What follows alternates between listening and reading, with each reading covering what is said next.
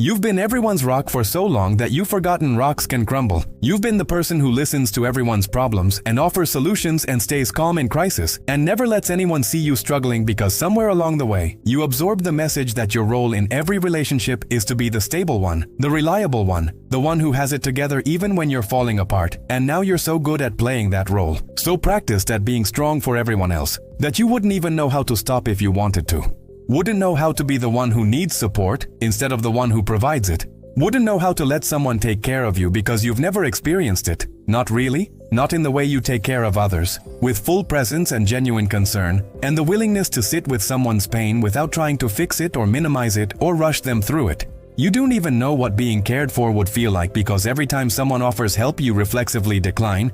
Every time someone asks how you're doing, you automatically say fine. Every time you're struggling, you hide it so well that nobody even knows there's anything wrong. And you've convinced yourself this is strength, this is independence, this is being a good person who doesn't burden others. But really, it's just loneliness disguised as self-sufficiency. It's just the armor you built to protect yourself from the vulnerability of admitting you need anything from anyone. You're the first person everyone calls in a crisis, but when you're in crisis, you have nobody to call. Because you've trained everyone in your life to see you as the helper, never the helped.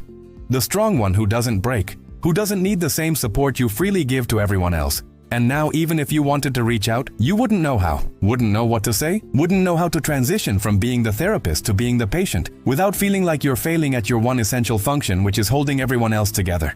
You break down alone in your car, in your shower, in the middle of the night when nobody can see you because crying in front of people feels like betraying who you're supposed to be, like revealing that you're a fraud who's been pretending to have it all together when really you're just as lost and scared and overwhelmed as everyone else. And you can't let them see that because if they see that, then who will they lean on? Who will hold the center? Who will be the stable presence that keeps everything from completely falling apart? You give and give and give until you're completely depleted. And then you give some more because stopping feels selfish, feels like abandoning people who count on you, feels like admitting you're not as strong as everyone thinks you are. And the thought of disappointing them is worse than the exhaustion of continuing to show up for everyone except yourself. You've become so good at reading other people's needs that you've completely lost touch with your own needs, so practiced at putting everyone else first that you don't even register your own pain until it's become unbearable.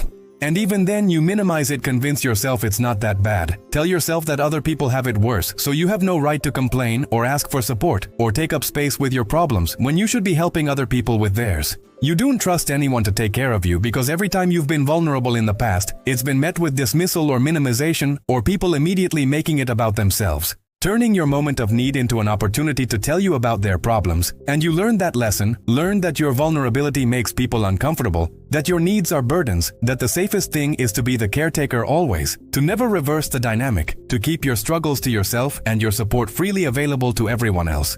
You've forgotten what it feels like to be held, not physically necessarily, but emotionally, to have someone sit with your pain without trying to fix it, to be the focus of someone's concern and care, without feeling guilty or selfish or like you're taking something you haven't earned, through being useful first. And the concept of unconditional support that doesn't require you to have earned it through taking care of the other person first, is so foreign that you don't even know if you'd be able to receive it if it was offered. You're exhausted in a way that sleep doesn't fix, because what you're tired of isn't the activities of daily life. It's the constant emotional labor of being everyone's support system, the mental load of holding space for everyone's problems while shoving your own into a box that keeps getting heavier, the performance of strength when you feel weak, the mask of having it together when you're barely holding on. And you can't remember the last time someone asked how you were doing and actually waited for an honest answer, actually pressed when you said fine. Actually noticed that you weren't okay even though you were smiling and functioning and showing up the way you always do. Here's what actually created this pattern of being too strong to ask for help. And it's not because you're naturally independent or naturally capable or naturally suited to be everyone's therapist. It's because at some point probably early you learned that your needs were secondary, that expressing them led to rejection or dismissal or burden. That the way to maintain relationships and feel valuable was to be useful, to be the helper, to be the one who had it together enough to take care of others. And somewhere in that learning you absorb the deeper message that your worth is conditional on your usefulness, that love is something you earn through caretaking, that being needed is the closest you'll ever get to being wanted. And so you built your entire identity around being strong, being capable, being the person who doesn't need help, because needing help would mean losing the one thing that makes you valuable in relationships, which is your role as the caretaker, the rock, the stable one who never breaks.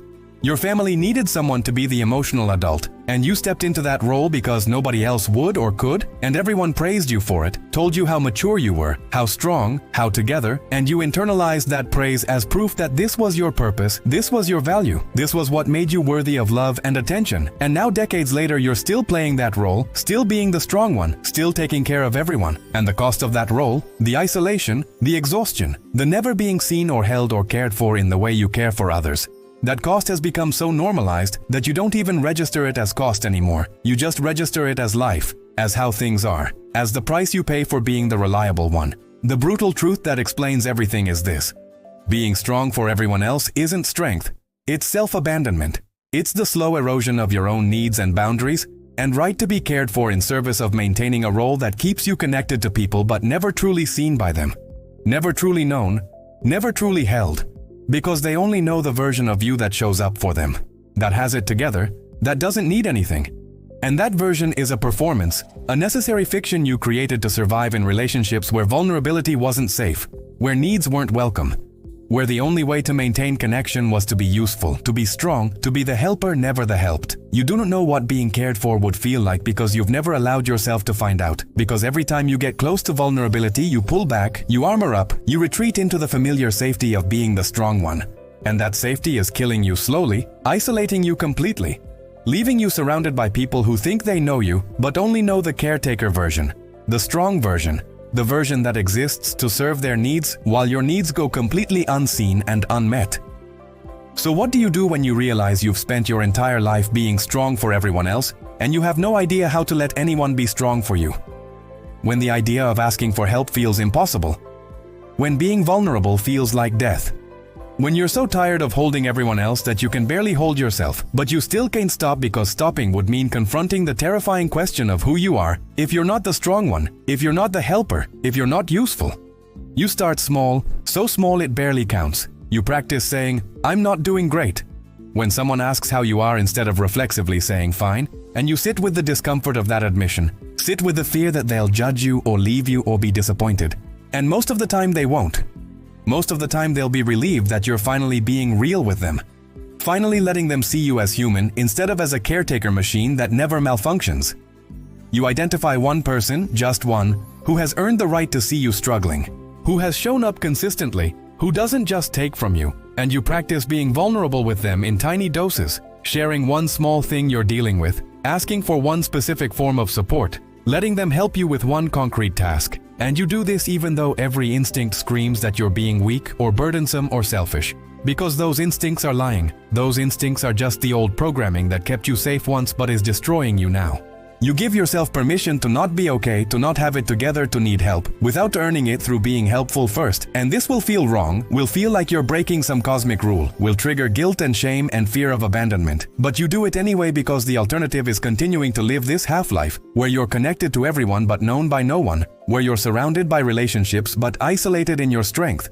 You practice receiving without immediately reciprocating, without turning it into a transaction, without making it about the other person's needs. You let someone take care of you, and you resist the urge to minimize your struggle or deflect attention or immediately ask about their problems. You just receive.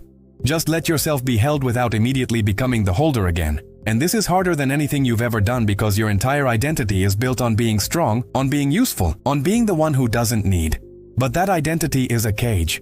That identity is keeping you from ever experiencing the kind of deep connection that comes from being fully seen, fully known, fully held in your weakness, not just your strength. You stop measuring your worth by your usefulness, and you start practicing the radical idea that you're worthy of care simply because you exist, not because you've earned it through caretaking, not because you've proven your value through being strong, but because being human means needing support sometimes, and that need doesn't make you weak. Doesn't make you a burden, doesn't make you less valuable. It makes you real, it makes you accessible, it makes you someone who can finally experience the reciprocity and depth in relationships that you've been giving to others, but never receiving yourself. You've been too strong to ask for help for so long that you don't even know what being cared for would feel like. You've been the rock for so many people that you've forgotten rocks aren't supposed to stand alone forever. They're supposed to be part of a foundation where other stones support them too. And maybe it's time to find out what happens when you finally let yourself be supported, when you finally admit you're tired of being strong. When you finally give someone else the honor of being there for you the way you've been there for everyone else, because being cared for isn't weakness. It's the completion of the circle. It's what makes relationships real instead of transactional. And you deserve to know what that feels like. You deserve to stop performing strength and start experiencing the relief of finally letting someone else carry you for once.